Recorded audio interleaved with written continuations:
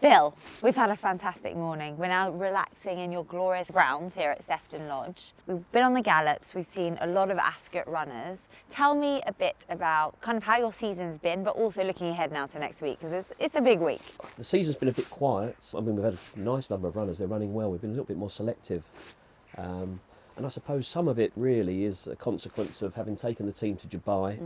I think next week's really what we've been building up to since then. So it's a big week for us. We're probably going to take the smallest team in terms of numbers, but I think it's probably our best quality. Which is basically rebel racing to a T. Yeah. Quality over quantity. Without a question of a doubt, every year we're restricted to the number of boxes we have here at 50, and we're just trying to upgrade the quality all the time. So I mean, if I ran through the week, Tuesday will be blank, no runners Tuesday. Wednesday's a possibility. Hawksbill, who you would have seen this morning, he could run in the Hunt Cup, although his preference will be the 7 furlong race on the Thursday.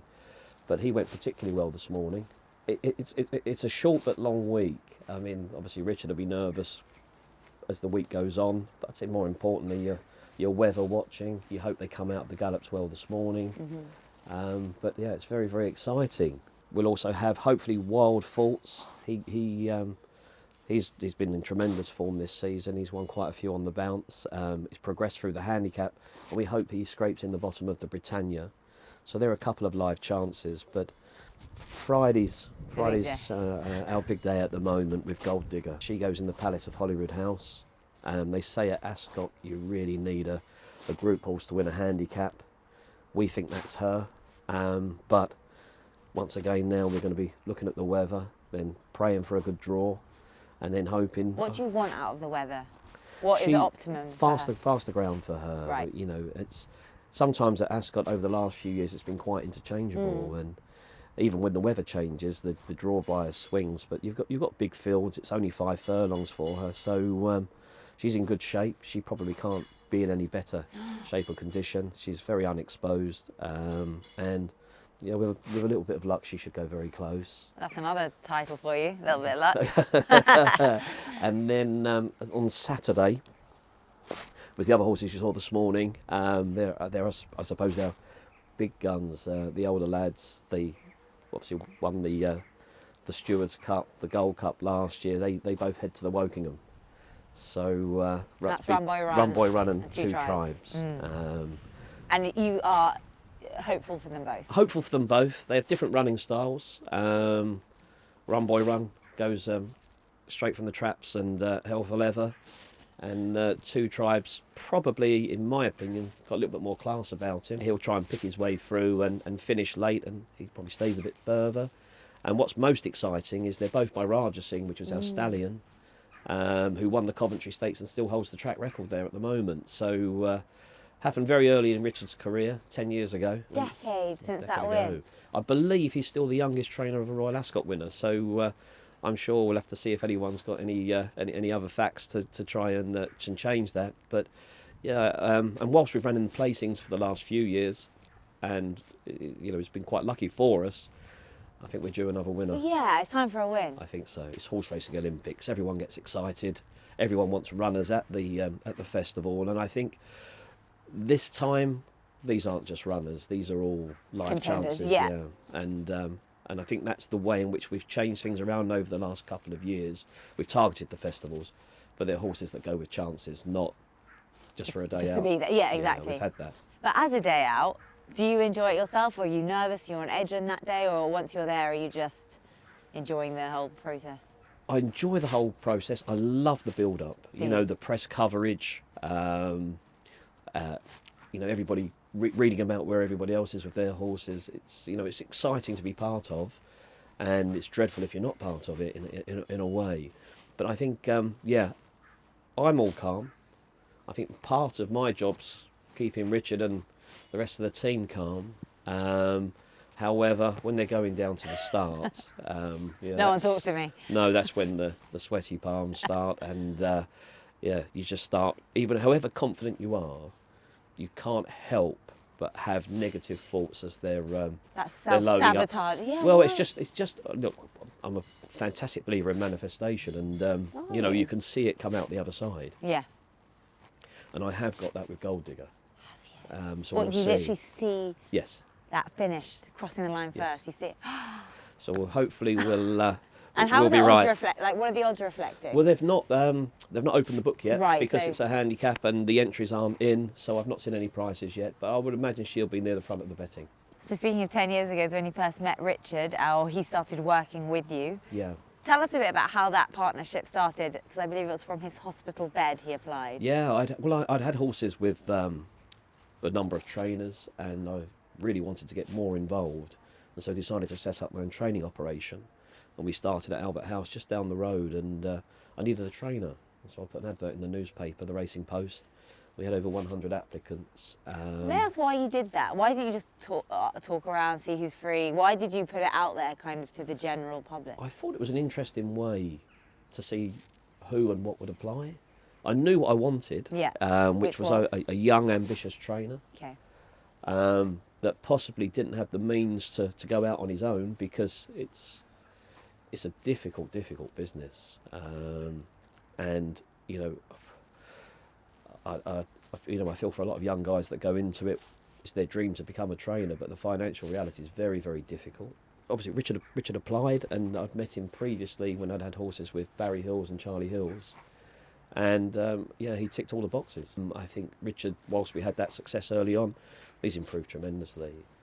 In what way? Just I suppose maturity, but if you're doing a job for 10 years and you're not getting better as you go along, you probably should pack up, shouldn't you, Yeah. anyway? But look, he runs the operation here. to the point you don't even have to like you don't check in. You check in for your interest for that only.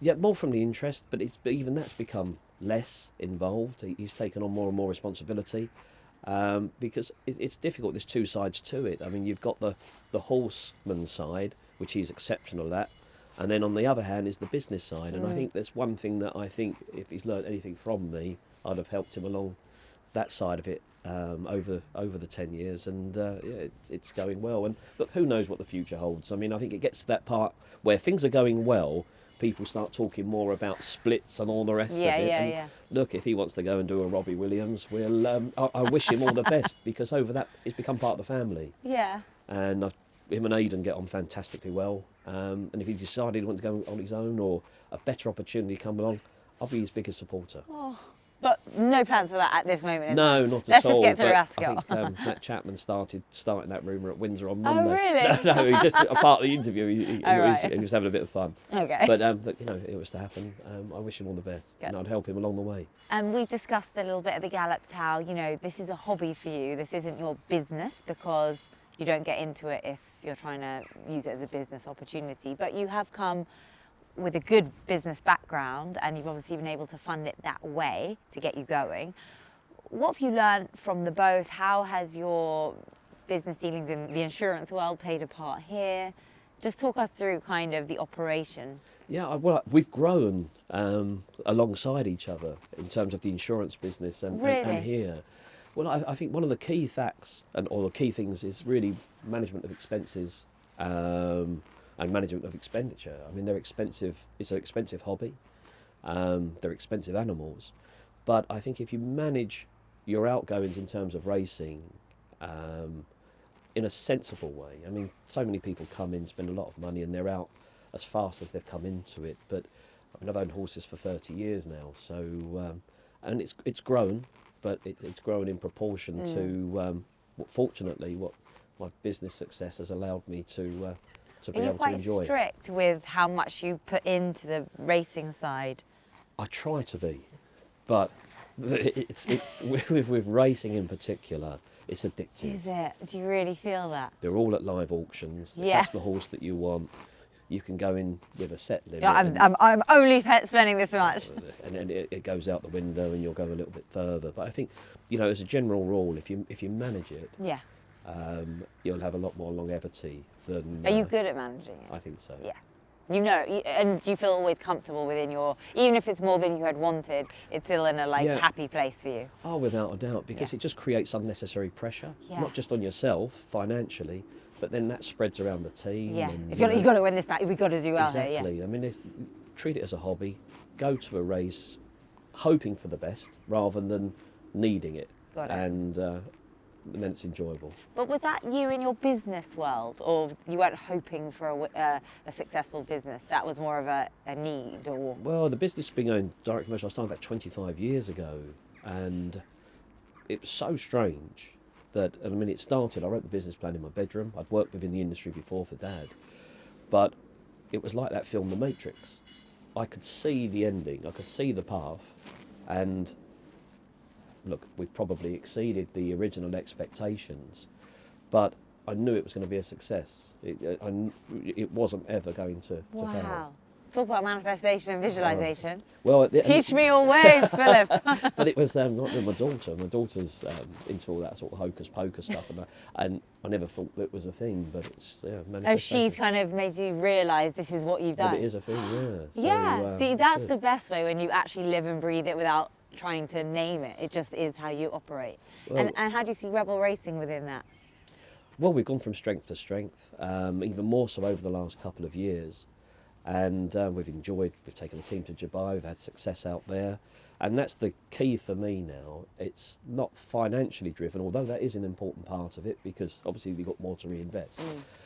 It's to win the trophies, it's to win the awards, win the races. And look, there's no better country for racing in terms of the historic presence, that races that have been run for 100 years. To see your name on that winners list, I mean, that's the target, that's the ambition. Oh my God, iconic. And if we could get another Royal Ascot winner this year, Oh, we will. that's our main target so far. Fair play. We have to make a mention of the fantastic names that you've obviously named the horses, all with a musical influence or song title. First of all, how do you pick them, from like Sexy Chick to Etienne to, it's such a wide mix of names. Yeah, it's become a fun thing, and it's something that we've carried on. We just name them after songs, or song lyrics, or some connection. Generally songs we like, and I think there's nothing more exciting than watching the winners video with the song playing in the background. So it's become a bit of our thing. It's quite a diverse range of genres really as well. But it's a bit of fun. But what I'm trying to do a little bit now where we can, and I think that's just so I can remember the pedigrees of which one's which, is a lot of the time there'll be some connection between the dam's name or the stallion's name. No, what, based on like the artist or a title that's similar or something? Yeah, well, we've got one this year, Space Blues, Walking on the Moon, his name, after the old police record, and there's a few of them that. Is it you that comes up with them? Between us Really? all, but what we'll also do is you can actually pre-reserve names with Weatherby's. And so when we come up with a name, I think we've probably got about 30 on Just the in section at the moment, can, ready to go. Ready to go. It's like me and my baby names. They're all wow, I love that. Okay, I'm excited for what's to come, for who's to come. Yeah, we saw Candy today. He was rapid. Yeah, he's going to have an entry, or he has an entry in the Wokingham, but he needs softer ground. We're hoping that it's going to be dry, but his main target for the year, he won the Silver Cup up at Ayr. I'm hoping, and he won it in a faster time than the Gold Cup, which was Run Boy Run. And I'm hoping he goes back for the Gold Cup this year. Got it. Oh, Candy, watch that one. Candy. Phil, thank you so much for having us today, here in your magnificent home, but also in the yard. And it's been a pleasure watching the horses run out on the gallops. I wish you so much luck for next week. I don't think you need it. I think you're a dead cert. Oh, I hope so. But thank you very much, and I hope to see you at the track.